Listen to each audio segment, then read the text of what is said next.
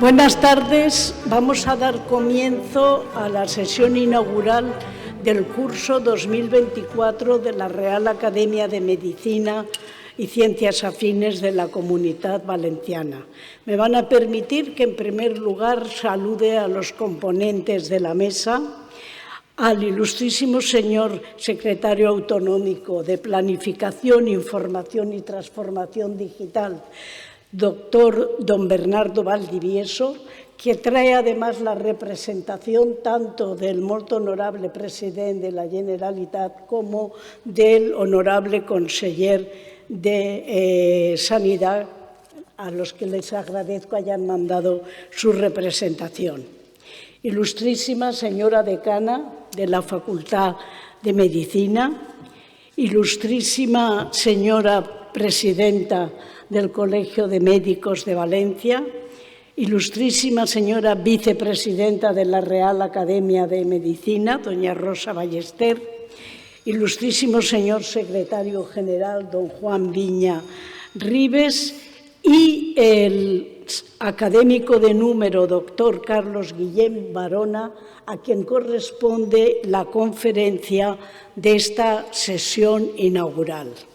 Quiero dar también mis excusas a personas que no han podido acudir y las personas que no han podido venir quieren que excuse su asistencia. Son los rectores de las universidades de Alicante, Jaume I de Castellón y la Miguel Hernández de Elche, la consellera de Justicia, el conseller de Educación, Universidades y Empleo, los presidentes de colegios de médicos de Castellón y Alicante, la directora general de Atención Primaria y la directora general de Salud Pública. Excusan su asistencia a este acto.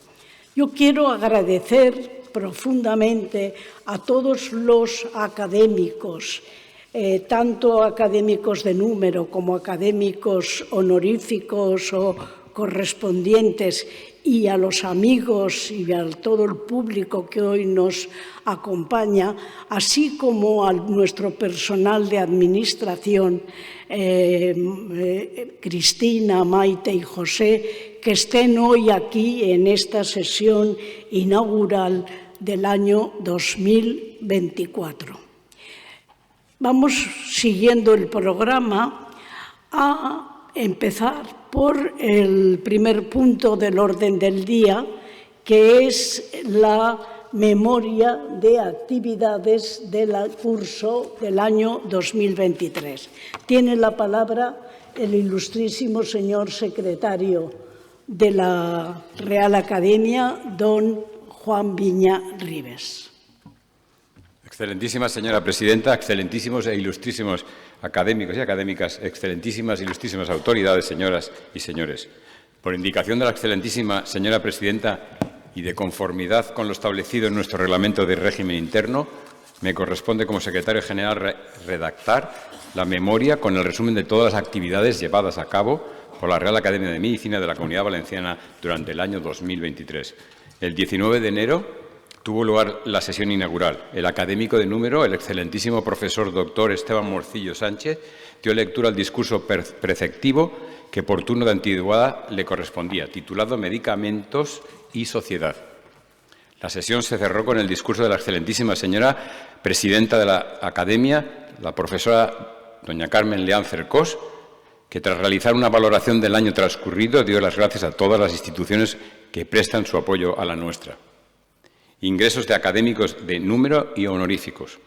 El 16 de febrero, en el aula magna de la Facultad de Medicina, ingresó como académico de número el profesor Josep Redón i Mas, catedrático de Medicina Interna de la Universidad de Valencia. Dio su conferencia titulada Pasado, Presente y Futuro de la hipertensión arterial.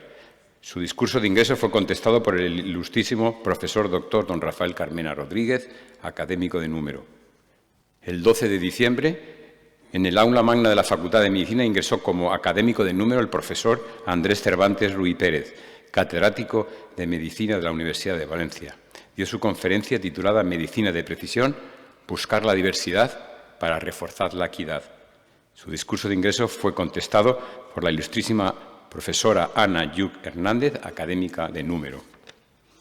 El 26 de octubre, en el Salón de Actos de nuestra institución, ingresó como académico honorífico el profesor Camilo José Cela Conde, profesor emérito de la Universidad de las Illes Baleares, y fue presentado por el académico honorífico, el profesor Miquel Roca Bendassar, y después dio su conferencia titulada Tras las huellas de los neandertales. Ingreso de los académicos correspondientes. El 24 de enero ingresó como académico correspondiente la doctora Cristina Peris Martínez y fue presentada por el académico de número don José Luis Menezo Rozalén. El 28 de febrero, en el Salón de Actos de nuestra institución, ingresó como académica correspondiente la doctora María del Carmen Gómez Cabrera y fue presentado por el académico de número el doctor José Viñarribes. El 28 de marzo ingresó como académico correspondiente el doctor Rafael Paden Quiles y fue presentado por el académico de número el doctor don José Anastasio Montero. El 4 de mayo ingresó como académico correspondiente el doctor Antonio Nieto García y fue presentado por el académico de número el profesor Juan Francisco Ascaso Jimillo.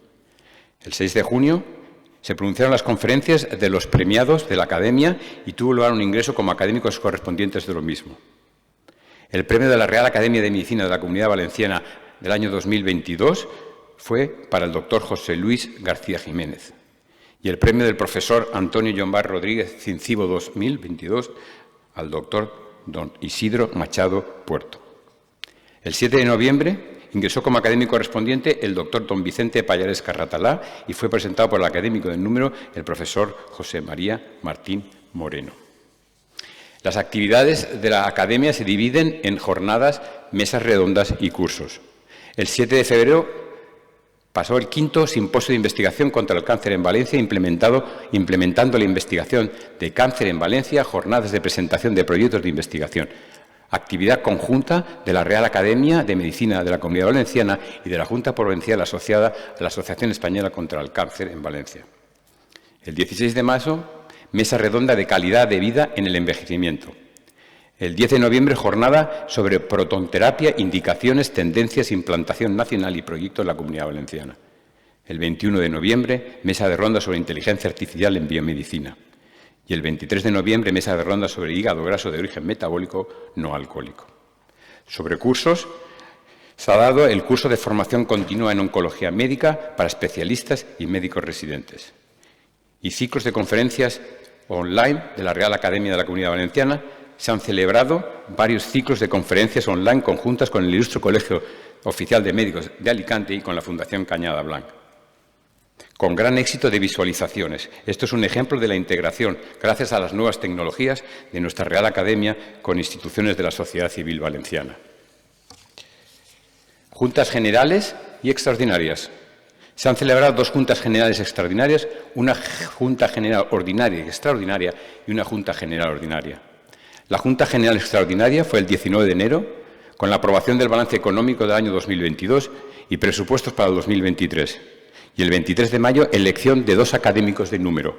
Fueron elegidos el profesor Andrés Cervantes Ruy Pérez y la doctora profesora Marina Berenguer Jaime, que leerá su discurso de entrada el 22 de febrero próximo.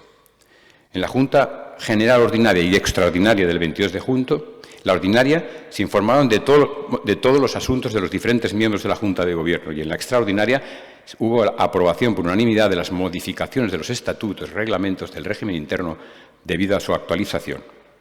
Y una Junta General Ordinaria el 21 de diciembre último, donde todos los miembros de la Junta informaron de los asuntos relacionados a sus cargos. Asuntos judiciales.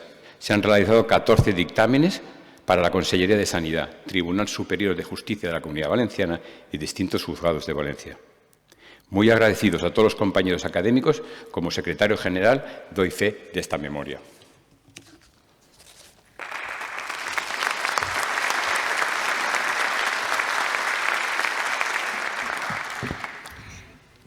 Muchas gracias, señor secretario general, por esa memoria que, aunque sucinta, da imagen clara de la gran actividad que ha desarrollado nuestra academia a lo largo del año. A continuación, la lección magistral que por antigüedad en la academia le corresponde, hoy va a estar a cargo del doctor Carlos Guillén Narbona. Carlos Guillén nos va a hablar de tumores de dermatología, concretamente su título es Actualización del tratamiento de cáncer de piel. Cuando quieras, Carlos, tienes la palabra. Muchas gracias, excelentísima presidenta. Excelentísima señora presidenta de la Real Academia de la Comunidad Valenciana, excelentísimas, ilustrísimas señoras académicas, excelentísimos e ilustrísimos señores académicos, distinguidas autoridades, señoras y señores. Como introducción a esta sesión, quiero destacar que una de las sesiones de esta Real Academia de mayor tradición ilustre lo constituye el acto inaugural formal que este año 2024 me corresponde a mí por el turno establecido. En primer lugar, expreso mi agradecimiento a las autoridades, a mis compañeros de la Academia y a todos ustedes por su amable presencia en este acto. En el año 2006 tuve el gran honor de ingresar como académico de número en esta docta corporación mediante la lectura del discurso de entrada a esta Real Academia. Estos años han sido de gran provecho, ya que las numerosas actividades que se realizan y que hemos escuchado en boca del secretario general, el académico profesor Juan Viña, nos ayudan a tener una constante puesta al día en las diversas materias que se tratan. Es mi deseo ahora agradecer la confianza que el presidente de honor, excelentísimo profesor don Antonio Llombar, depositó en mí para formar parte de la Junta Directiva y, por supuesto, a la actual presidenta, la profesora Carmen Leal Cercós, con la que compartí años en la Junta, que siempre estuvo dispuesta a ayudarme y a la que tengo un especial aprecio. Utilizando las palabras de mi predecesor en este acto, en el pasado año, el excelentísimo profesor Esteban Morcillo, soy muy consciente de la fortuna que tuve de formarme en esta universidad y también del privilegio de formar parte de esta Real Academia, con casi 2 siglos de historia. También quiero agradecer a los profesores Franco, Nagore, Serra, por su amabilidad de revisarme este manuscrito que les voy a leer. La dermatología ha pasado de ser una especialidad de segundo orden hasta los años 80, cuando yo ya era especialista. Era una especialidad, en Valencia existía solamente 2 servicios, uno en el clínico, bajo las órdenes del profesor Mascaró, y un iniciante servicio en el Hospital General, que es donde me formé.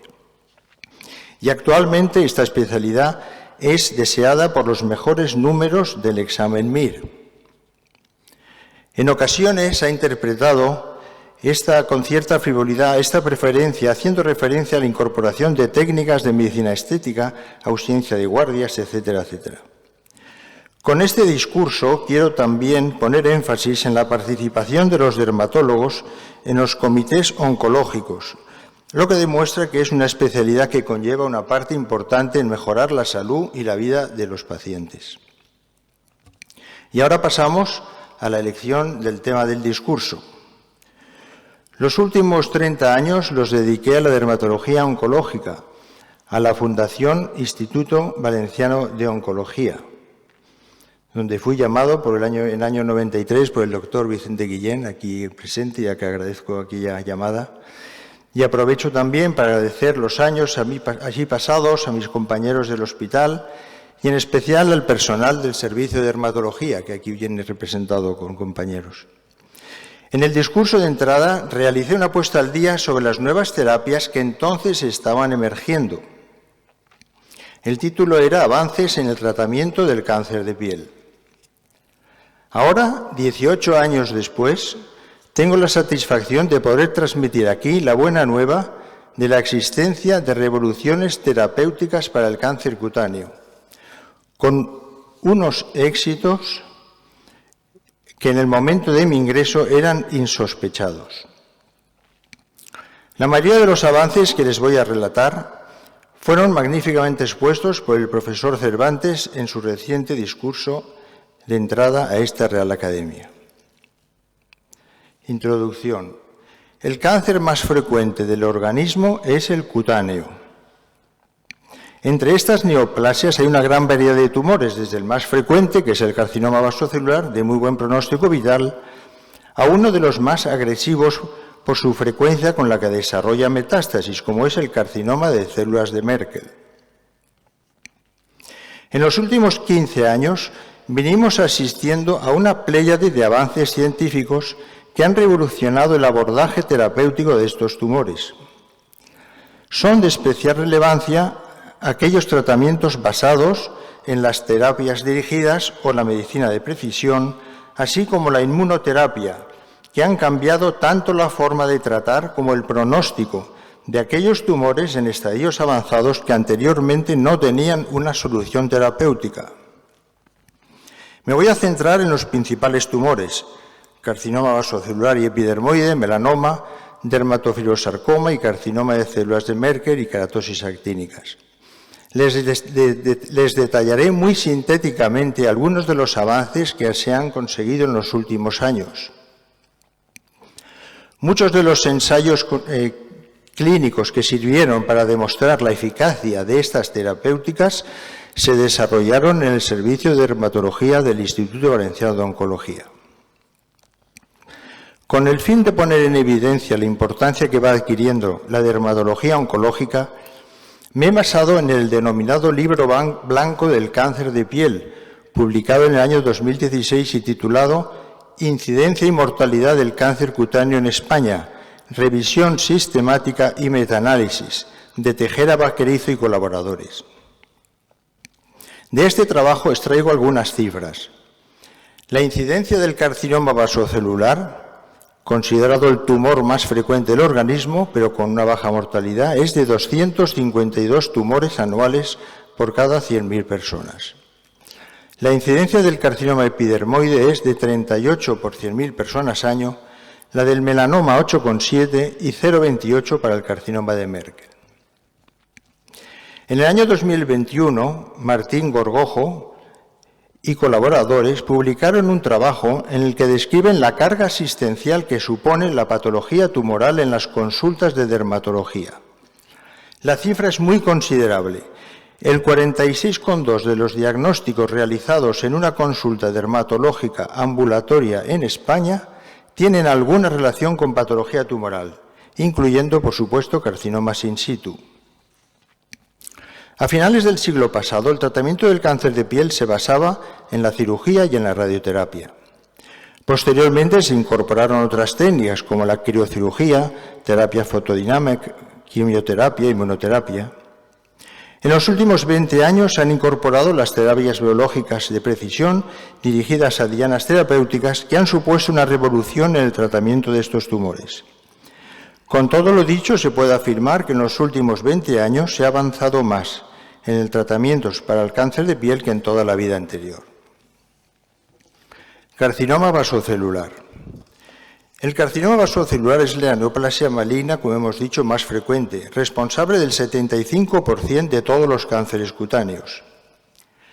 Se estima que la incidencia del carcinoma vasocelular se incrementa anualmente en un 6,8% en hombres y un 7,9% en mujeres, debido a una mayor exposición a la radiación ultravioleta solar y artificial, a un aumento de las actividades deportivas y recreativas al aire libre, a una esperanza de vida más alta, etc.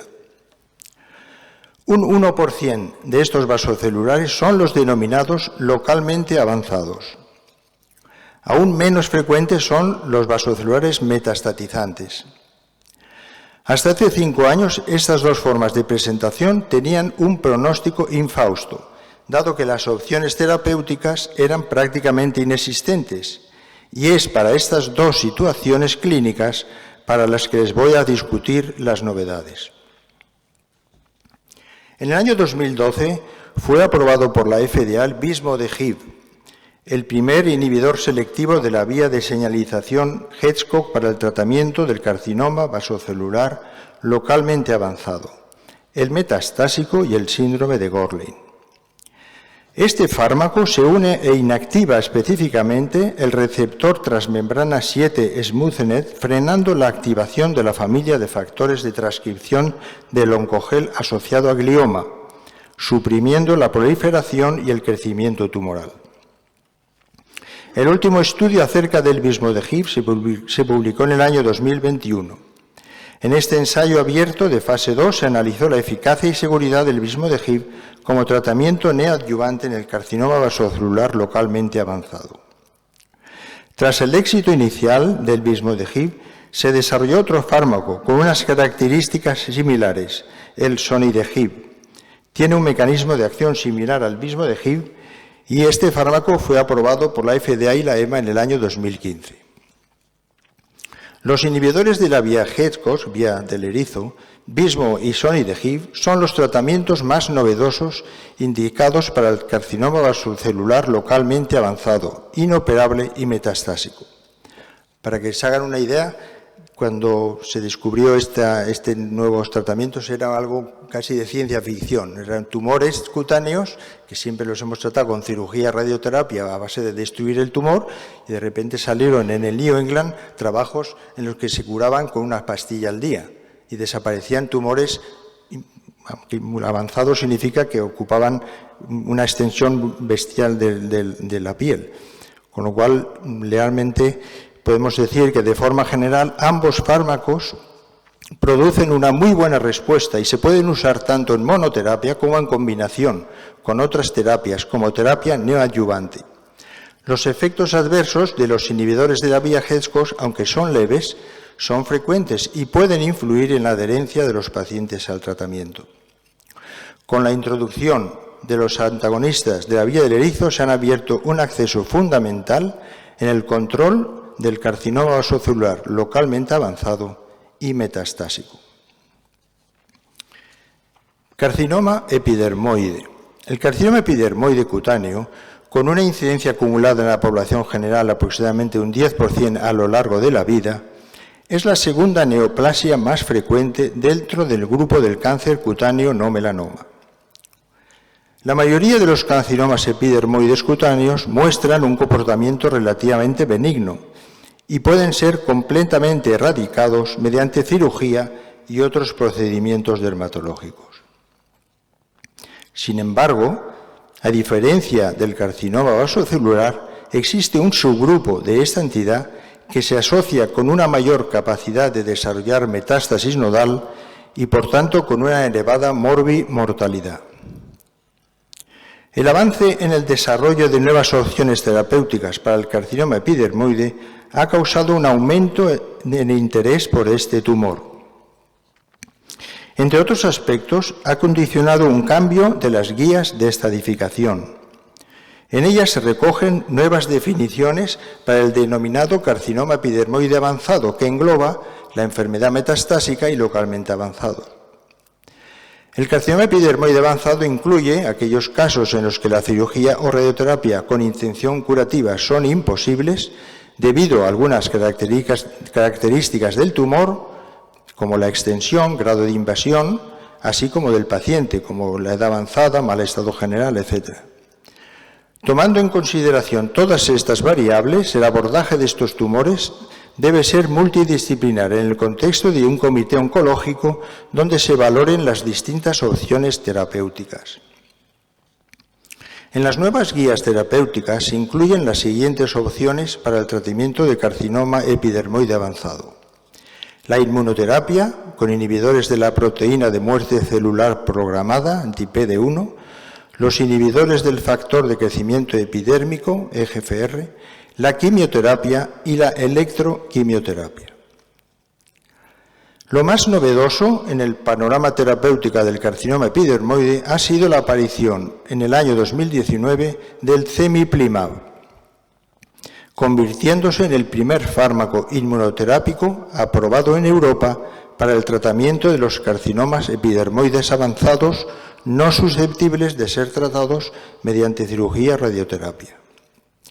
Este fármaco es un anticuerpo monoclonal dirigido al receptor de la muerte celular programada, PD1, que actúa como un inhibidor de un punto de control inmunológico.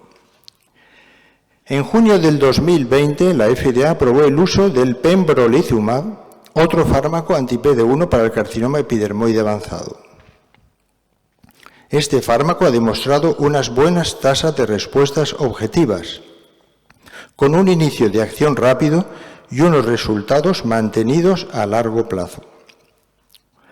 La vía de señalización molecular relacionado con el factor de crecimiento epidérmico es otra de las nuevas posibilidades terapéuticas en el carcinoma epidermoide avanzado. Se ha demostrado que más del 50% de los carcinomas epidermoides tienen una sobreexpresión del factor de crecimiento epidérmico, y esta es proporcional al riesgo de desarrollar metástasis. Por eso se están utilizando anticuerpos dirigidos contra su porción extracelular, cetuximab y panitumumab en monoterapia combinados con radioterapia o quimioterapia, así como los inhibidores multiquinasa como el erlotinib y gefetinib. Melanoma. El melanoma, a pesar de no ser el cáncer cutáneo más frecuente, representa únicamente el 5% del total, es el de mayor relevancia debido a su gran agresividad y sus tasas de mortalidad elevadas. Es el responsable de la mayoría de los fallecimientos por cáncer cutáneo, con un número estimado de 57.500 fallecidos en 2020 en el mundo. En las últimas décadas, su incidencia ha sufrido un incremento constante. Este hecho se ha atribuido tanto a cambios en los hábitos de exposición solar durante la segunda mitad del siglo XX como al aumento en la capacidad diagnóstica. La tecnología digital ha mejorado enormemente en los últimos años, de forma que el registro de imágenes más modernos permite tomar una imagen de todas las lesiones del cuerpo en unos pocos segundos. Este hecho, junto con los avances enormes en la inteligencia artificial, permiten atisbar un futuro muy prometedor en el diagnóstico precoz. La capacidad de aprendizaje de los programas de análisis que incorporan esta herramienta parece que se convertirán en un instrumento imprescindible en la consulta especializada de detección precoz de melanoma. Además, su difusión en la población general, mediante su incorporación a dispositivos móviles, de hecho en el IVO ya se desarrolló un programa para que los pacientes se autocontrolaran y se fotografiaran sus lesiones, de forma que, aunque el paciente estuviera lejos, podía enviarnos las imágenes a través de correo. Esto facilita la autoexploración, recomendada como pilar fundamental en la prevención secundaria y eventualmente reducir la mortalidad. Además, ha habido grandes avances en otras técnicas de imagen que mejoran la precisión diagnóstica sin necesidad de realizar una biopsia, como la microscopía confocal de refractancia, técnica que es de especial utilidad en el diagnóstico temprano de las lesiones localizadas, sobre todo en la cara, donde se ha demostrado una sensibilidad del 97% y una especificidad del 72% para el diagnóstico del melanoma. Si en el diagnóstico las técnicas de imagen han cambiado el paradigma diagnóstico del melanoma, los avances en la caracterización molecular de los melanomas han sido cruciales en el pronóstico y en el tratamiento. La mejoría de las técnicas de biología molecular, como la secuenciación de última generación, entre otras, ha permitido caracterizar las alteraciones genéticas y epigenéticas más relevantes en el melanoma. La integración de la biología con las características clínicas y epidemiológicas ha dado lugar a una nueva clasificación de los melanomas según la exposición solar recibida. Dado que el melanoma es uno de los cánceres en los que se encuentra un mayor número de mutaciones, con el tiempo se han identificado muchas otras alteraciones. Entre ellas destacan las presentes en el promotor de TERT. Estas mutaciones dan lugar a una activación de la telomerasa, lo que favorece la supervivencia de las células que tienen una proliferación importante, como ocurre en el cáncer. Nuestro grupo, de la mano de los doctores Nagore, Requena y Manrique, contribuyó a la caracterización de estas mutaciones y está establecido que confieren un peor pronóstico, especialmente cuando coinciden con mutaciones que dan lugar a una mayor proliferación celular, como son los que se encuentran en BRAF o en RAS. Adicionalmente, se han encontrado otras mutaciones asociadas a alteraciones en genes supresores tumorales. Estos hallazgos han producido un profundo cambio en el tratamiento del melanoma, como se discutirá más adelante. El tratamiento primario sigue siendo la cirugía, que incluye la ampliación de los márgenes quirúrgicos de acuerdo con el espesor de Breslow. Los márgenes han ido reduciéndose a lo largo del tiempo gracias a la realización de diferentes estudios prospectivos aleatorizados. Actualmente no se realiza prácticamente nunca una linfadenectomía tras la detección de un ganglio centinela positivo en los pacientes con melanoma. En contrapartida, se hace un seguimiento clínico radiológico más intensivo durante los primeros 5 años tras el diagnóstico. En relación con el tratamiento sistémico, ha habido 2 grandes avances. En primer lugar, el desarrollo de fármacos dirigidos a bloquear el efecto que producen algunas de las mutaciones patogénicas que dan lugar a una proliferación descontrolada del cáncer. De estas mutaciones, por su prevalencia y papel en la iniciación del melanoma, sobresalen los tratamientos dirigidos a inhibir el efecto que producen las mutaciones que se producen en el codón 600 del BRAF, el dabrafenib. En estos pacientes, cuando se presenta la enfermedad metastásica, una gran variedad de ensayos clínicos aleatorizados demostraron unas tasas de respuestas objetivas de hasta aproximadamente el 50% cuando se administra un inhibidor de BRAF en monoterapia, que se incrementa hasta el 70% si se combina con inhibidores de MEK, de la proteína quinasa, de activación mitogénica. Es por ello por los que los inhibidores BRAF-MEK están aprobados como tratamiento en primera línea. Además, el uso combinado del dabrafenib y tramatinib como terapia ayudante en melanomas en estadio 3A y 3C, también mostró beneficios tanto en la supervivencia libre de enfermedad como en la supervivencia global. El segundo gran avance en el tratamiento del cáncer y probablemente el más revolucionario viene derivado de los trabajos de los premios Nobel de Medicina James Allison y Tasuku Honjo. Estos investigadores fueron los impulsores del tratamiento del cáncer a través de la regulación de la respuesta negativa inmune.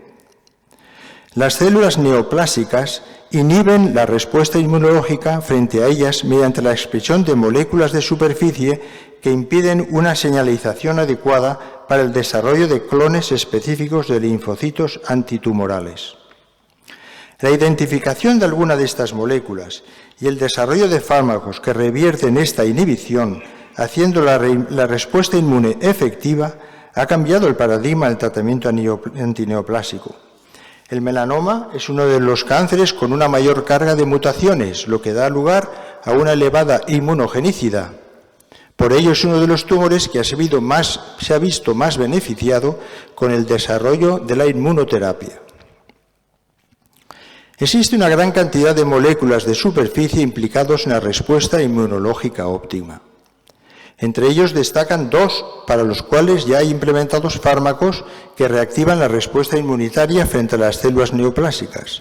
El ipilimumab fue el primer fármaco desarrollado y es un anticuerpo monoclonal de tipo IgG1 y desarrollado para inhibir la actividad CTLA4 y permitir la actividad de la proliferación de las células T. Seguidamente se desarrollaron fármacos dirigidos frente a los receptores PD1 y PDL1 que también reactivan la respuesta inmune, como son el pembrolizumab y el nivolumab. El uso del ipilimumab en ayuvancia muestra una clara mejoría de las tasas de supervivencia, tanto libre de enfermedad como global en los melanomas en estadio 3, motivo por el cual está aprobado para su uso en este contexto clínico. El receptor PD1, a semejanza del CTLA4, regula un punto diferente de la respuesta inmune y su inhibición produce la activación de las células T efectoras en la vecindad del tumor.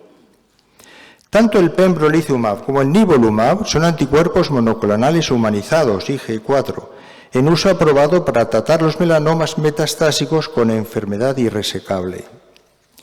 La combinación de estas dos líneas conlleva una mejoría notable en la supervivencia, aunque a costa de un aumento de las toxicidades que obligan a la suspensión del tratamiento hasta en un 21% de los casos. En conclusión, la prevención, la detección temprana, así como la llegada de nuevas estrategias terapéuticas adyuvantes efectivas en melanomas de estadio 3, sin duda, ha incrementado las expectativas de supervivencia en los pacientes con melanoma.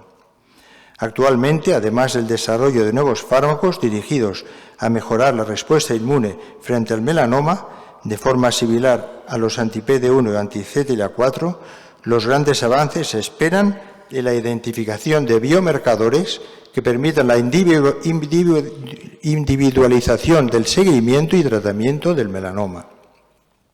Existen firmas de expresión genética que parecen mejorar la capacidad predictiva del comportamiento que va a tener un determinado melanoma y se espera que en breve se utilicen para mejorar los sistemas de estratificación clásicos y avanzar en la medicina personalizada.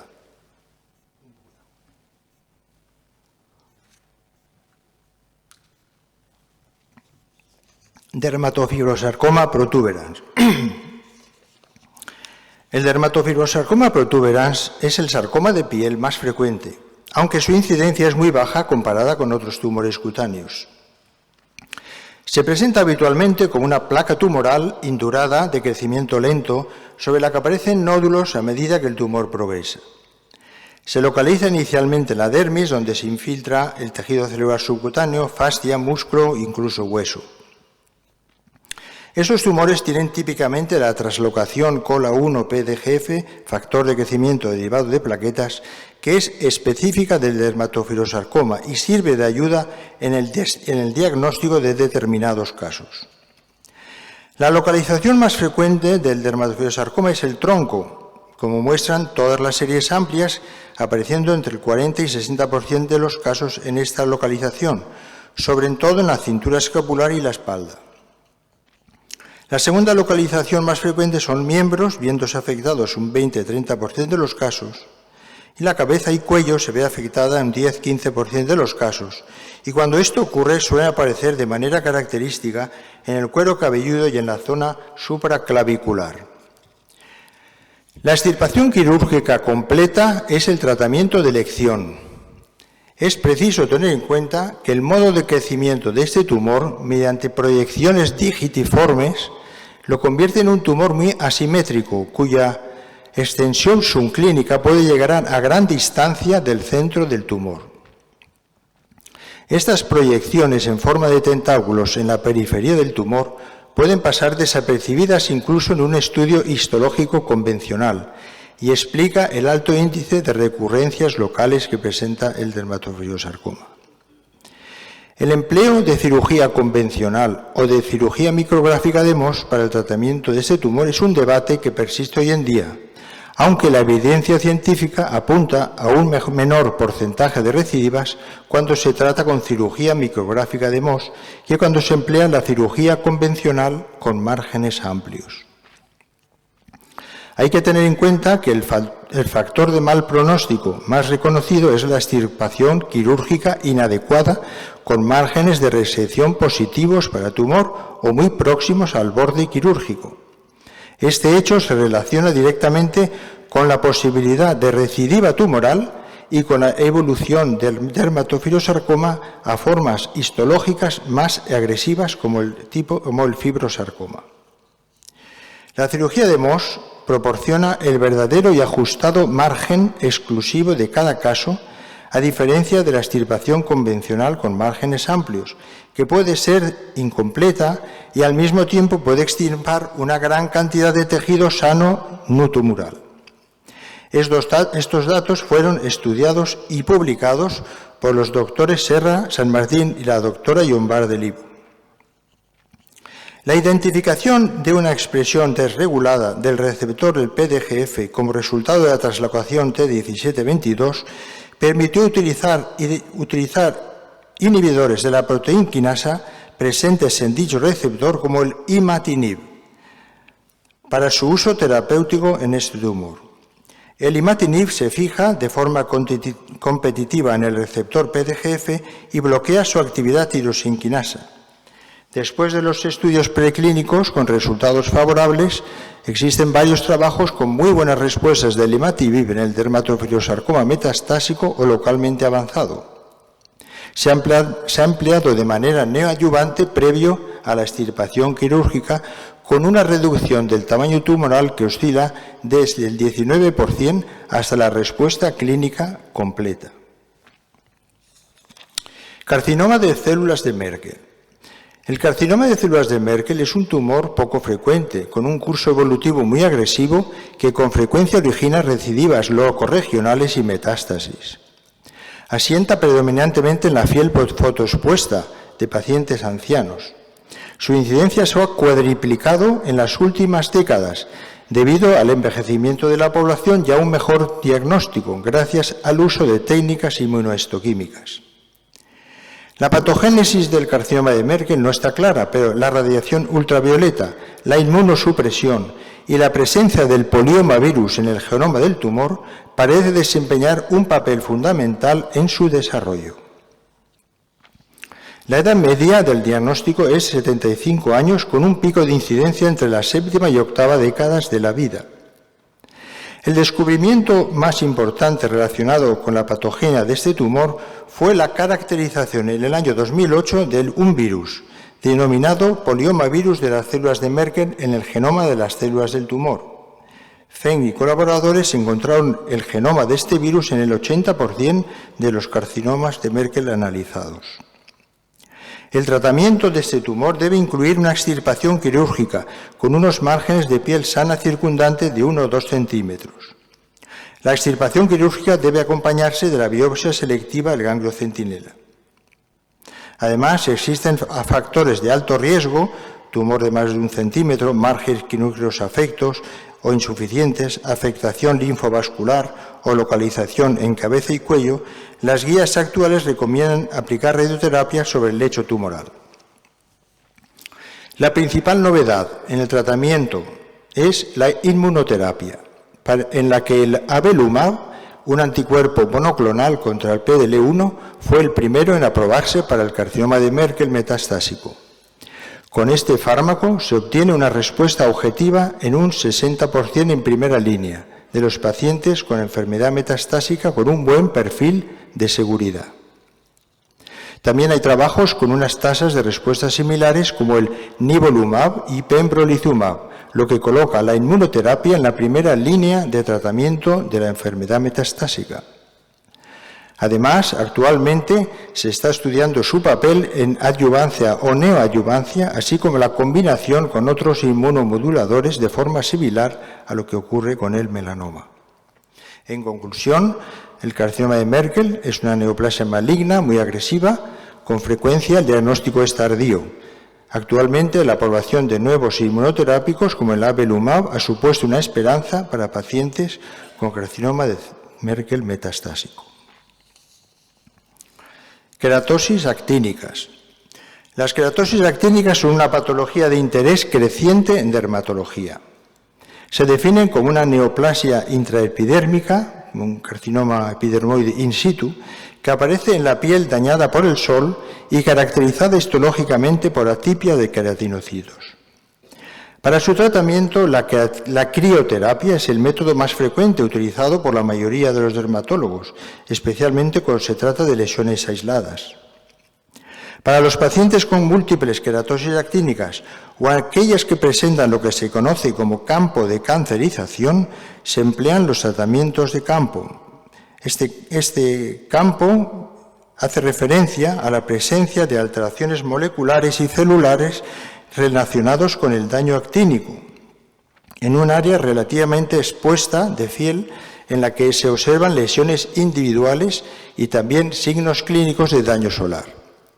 En estas áreas es interesante eliminar tanto las lesiones clínicamente visibles como aquellas subclínicas correspondientes a displasia de queratinocitos. El imiquimod y la terapia fotodinámica fueron tratamientos de campo de los que se tiene una mayor experiencia y conocimiento.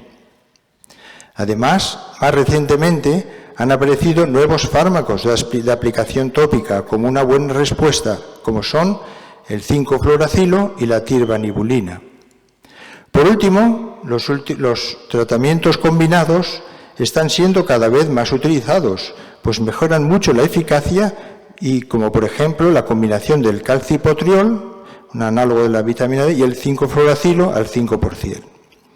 El calcipotriol se ha demostrado capaz de producir una citoquina antitumoral llamada linfopoietina estromal tímica.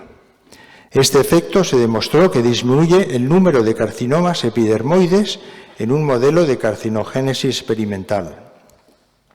Esta combinación ha demostrado que es más eficaz que la sola aplicación de 5-fluoracilo, especialmente en seguimientos a largo plazo, donde se aprecia la disminución de las queratosis actínicas y de la aparición de carcinomas epidermoides. Y acabamos. Resumen. La oncología cutánea está en auge por dos motivos. El incremento de los casos debido al envejecimiento de la población y a la sobreexposición solar, y la aparición de nuevas terapias capaces de convertir algunos tumores mortales hace unos años en pacientes crónicos con supervivencias muy largas. Los carcinomas vasocelulares, de los que hemos hablado, responden a los inhibidores de la vía del erizo, Vismodegib y Sonidegib, y son actualmente la esperanza para estos pacientes. Los carcinomas epidermoides avanzados, no susceptibles de cirugía radioterapia, son tratados mediante la inmunoterapia con cemiplimab o bien con cetuximab a través de la intervención en la vía de señalización del factor de crecimiento epidérmico. Los pacientes con melanoma avanzado metastásico son quizá los que más están beneficiando de estas nuevas terapias.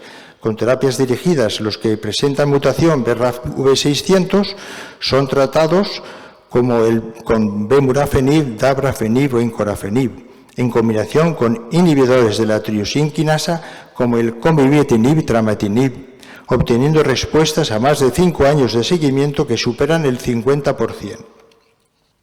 En este tumor, la inmunoterapia con moléculas que actúan en puntos de control de la respuesta inmune ha cambiado el paradigma de tratamiento con respuestas excelentes y mantenidas tanto en la enfermedad metastásica como en adyuvanza o no adyuvancia.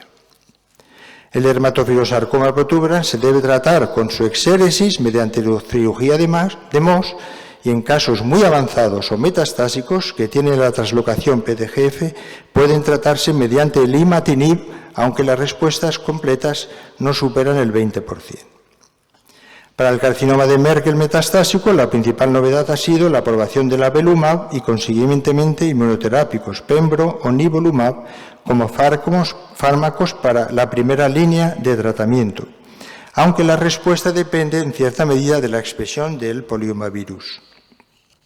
Por último, para las queratosis actínicas se dispone de una gran variedad de tratamientos en los que destaca la reaparición del 5-fluoracilo, especialmente cuando se combina con un análogo de la vitamina D, como es el calcipotriol, que ha demostrado eficacia en disminuir la progresión a carcinoma epidermoide invasor. Y para finalizar, y con la intención de que se lleven al menos un concepto fácil de retener, les comunico la auténtica revolución que estamos viviendo y hemos vivido en medicina general y en dermatología en particular.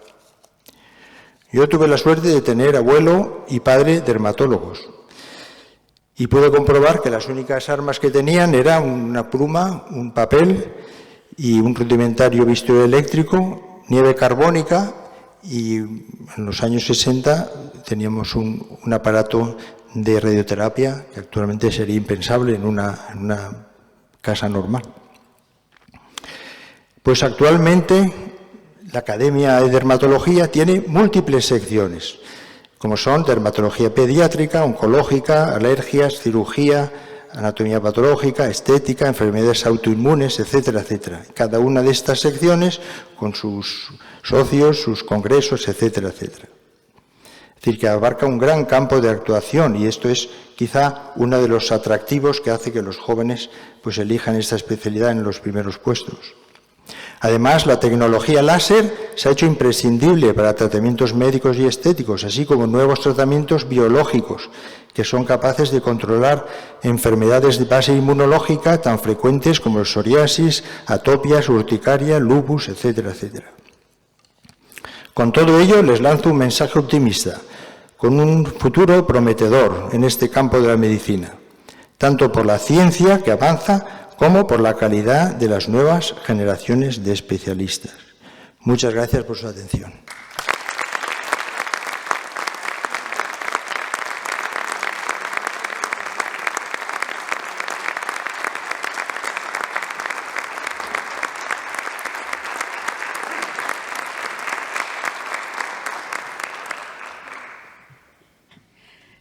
Me corresponde a mí, en este momento, por el orden del programa, de decir unas breves palabras al final.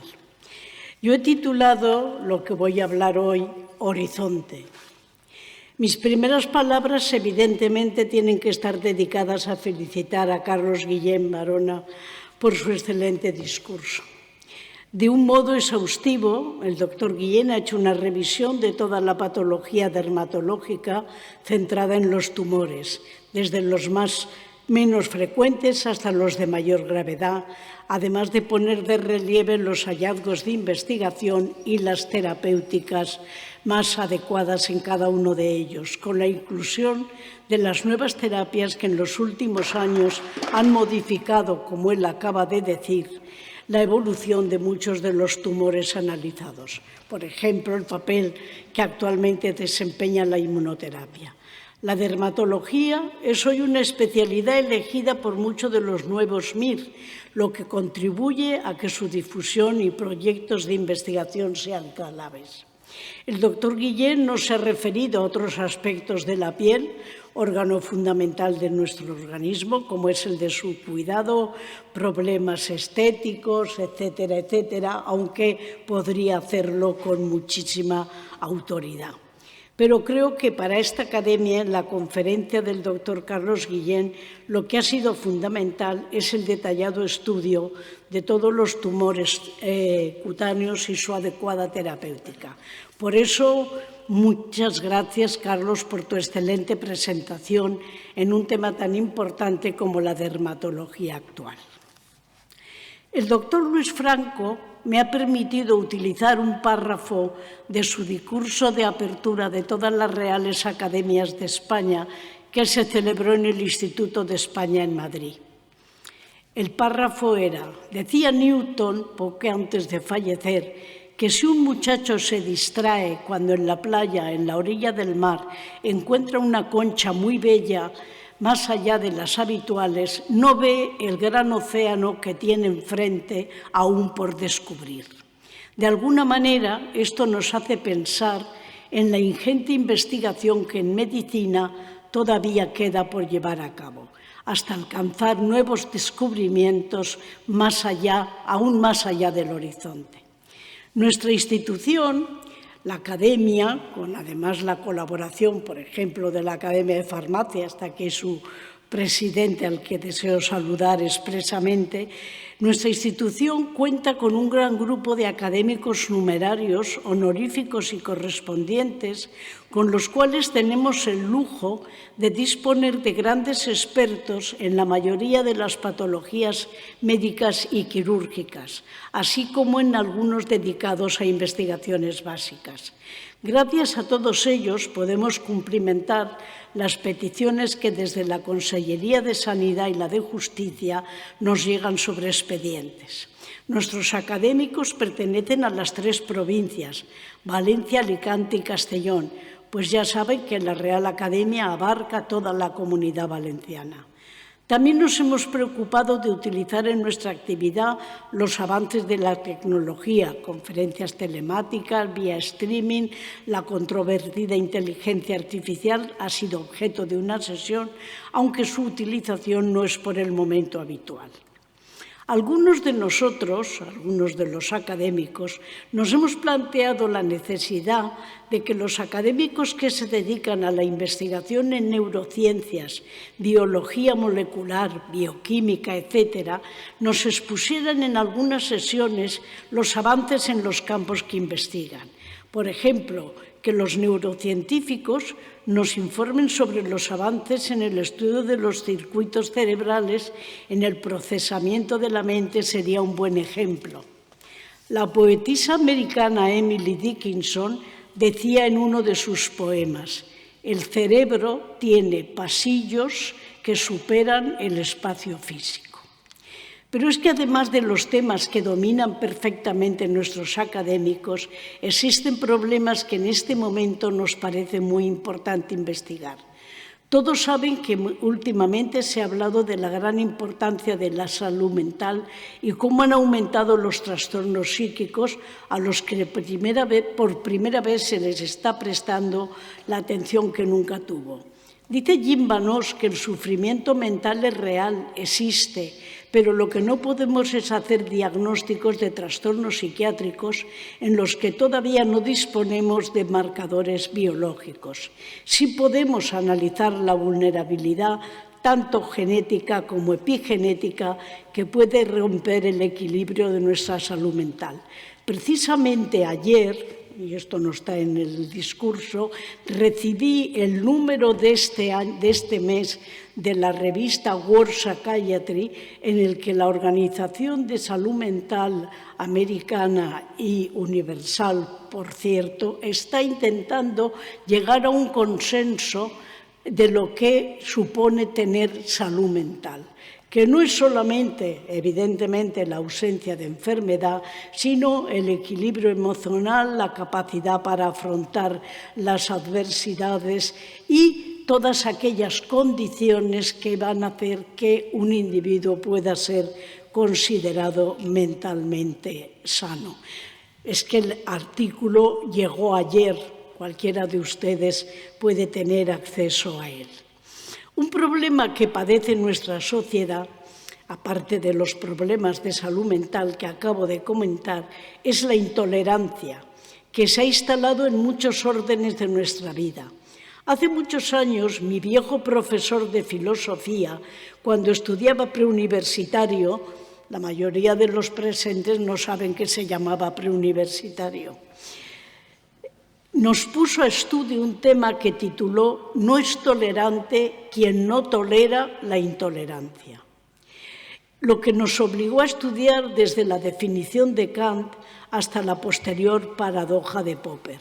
La intolerancia es excesivamente común entre nosotros, que a menudo, utilizando las palabras de un texto de Sartre, consideramos que los demás solo son los otros.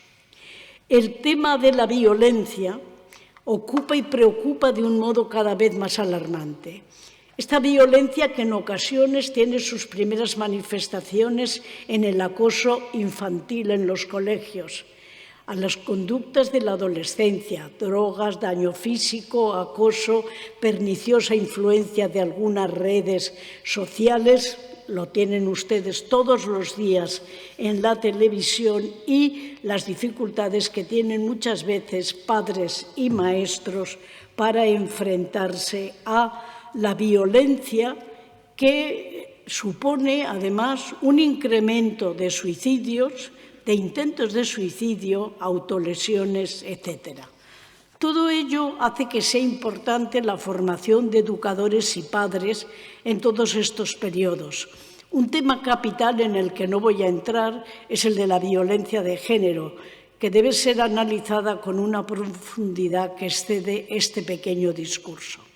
Todos estos temas, la salud mental, la intolerancia, la violencia, y muchos más también deben ser investigados para intentar conocer sus raíces y encontrar posibles soluciones.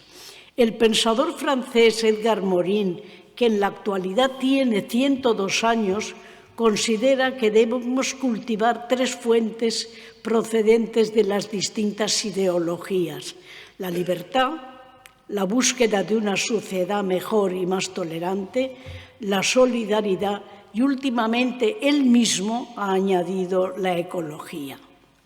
Creo que, como he comentado antes en el párrafo que hacía mención Newton, ese ancho océano que él menciona tiene que llenarse de investigaciones, la mayor parte de veces multidisciplinares, orientadas hacia un horizonte más positivo, porque al menos yo, como la Alicia de Lewis Carroll, quiero saber qué hay al otro lado del espejo. Muchas gracias por su atención y muchas gracias a todos por su asistencia. Se levanta la sesión.